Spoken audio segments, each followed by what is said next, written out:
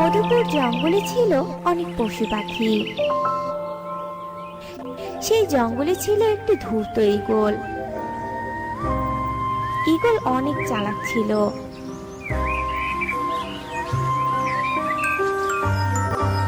মা মা ও মা, চলো না আজ আমরা টির মাসি বাড়িতে বেড়াতে যাই। অনেকদিন তো হলো কোথাও ঘুরতে যাই না, চলো না মা। হ্যাঁ রে শালু মা, তোর হঠাৎ আবার টিয়ের বাড়িতে যেতে ইচ্ছে হলো কেন রে? বারে, আমি বুঝি বেড়াতে যেতে পারি না? তুমি আমাকে বেড়াতে নিয়ে যাও না। তারপর শালিক ওর মেয়ের বায়না দেখে টিয়ের বাড়িতে বেড়াতে যায়। এভাবেই বেশ কয়েকদিন কেটে যায়। সব পাখিরা তাদের ছানাদের নিয়ে এভাবেই দিন কাটাচ্ছিল। ওই জঙ্গলের দুষ্ট ঈগলের এসব দেখে খুব হিংসে হতো। এই সব পাখিদের ছানারা তো অনেক নাদুস নুদুস, দেখলেই খেতে ইচ্ছে করে। কিন্তু আমি তো চাইলেই এদের খেতে পারবো না। আমি যদি ছানাদের খেতে গিয়ে ওদের কাছে ধরা পড়ে যাই, তাহলে তো আমার আর রক্ষা নেই। ওরা সবাই আমাকে মেরেই ফেলবে। না, আমি বরং এক কাজ করি, আমি একটি পাঠশালা দিব, যেখানে ওরা নিজেরাই ওদের ছানাকে নিয়ে আমার কাছে আসবে, আর আমি সুযোগ বুঝে ওই ছানাদের খেয়ে নেব।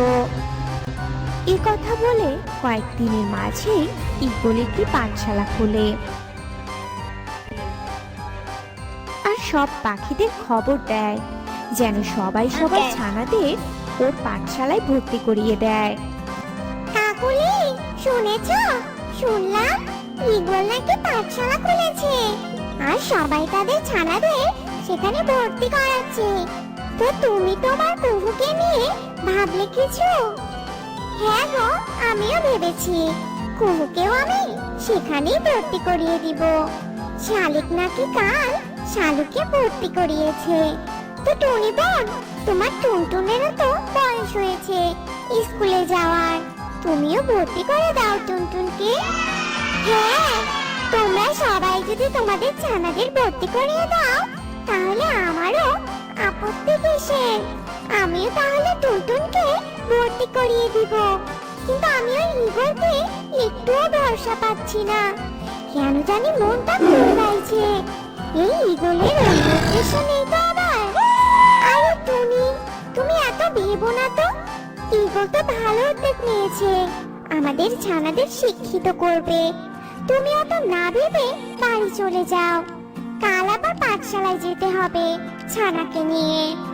ঠিক আছে, তুমি যখন বলছো, আমিও তাহলে আর কথা বাড়াবো না, আমার ছানাকে ওই স্কুলেই ভর্তি করিয়ে দিব।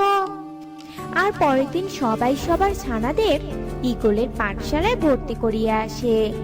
এভাবে বেশ কয়েকদিন কেটে যায়। ছানারা অনেক ভালোভাবে ঈগলের পাঠশালায় পড়ছিল। ঈগল কখনো ছানাদের মায়েদের পাঠশালায় আসতে দিত না, এই বলে যে মায়েরা পাঠশালায় এলে ছানাদের পড়াশোনার ক্ষতি হবে।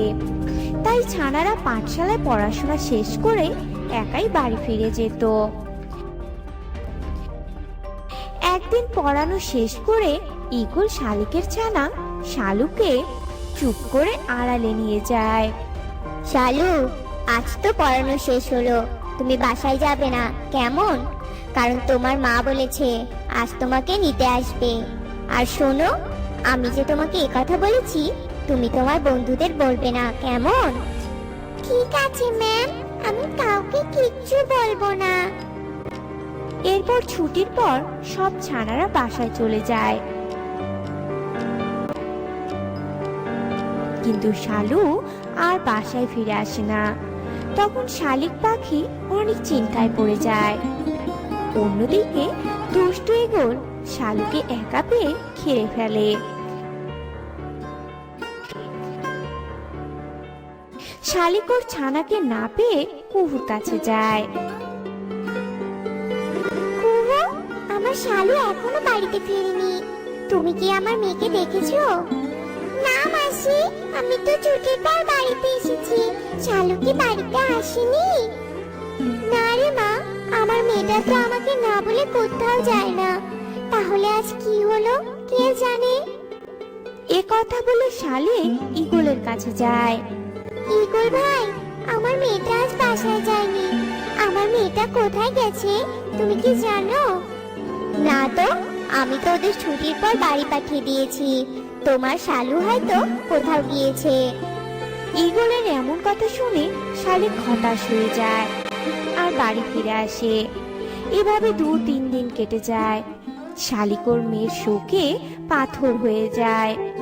আমার মেয়ে, তুই তোর মাকে ছেড়ে কোথায় গেলি মা? ফিরে আয় মা তুই, আমি তোকে যারা অসহায় মা।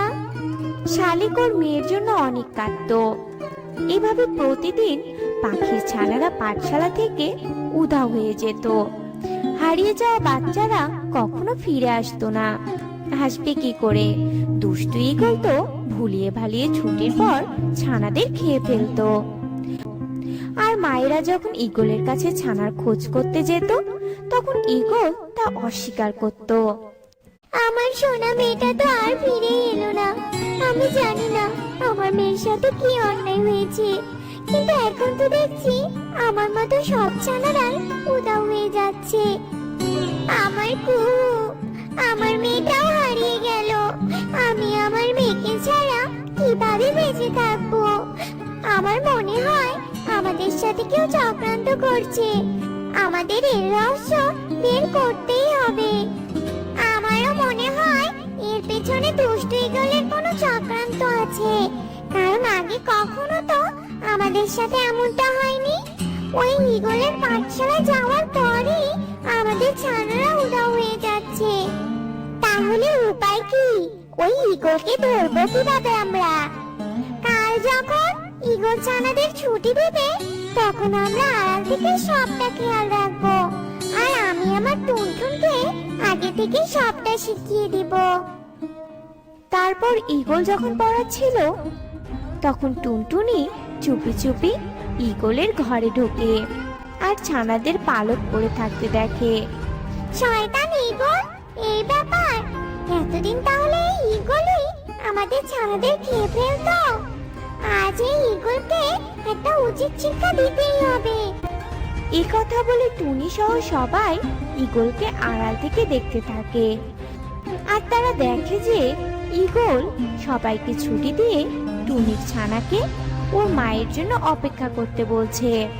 আর ছানারা চলে যাওয়ার পর ঈগল টুনটুনকে খেতে যাবে। তখনই সবাই সেখানে হাজির হয় আর সবাইকে দেখে ঈগল অনেক ভয় পেয়ে যায়।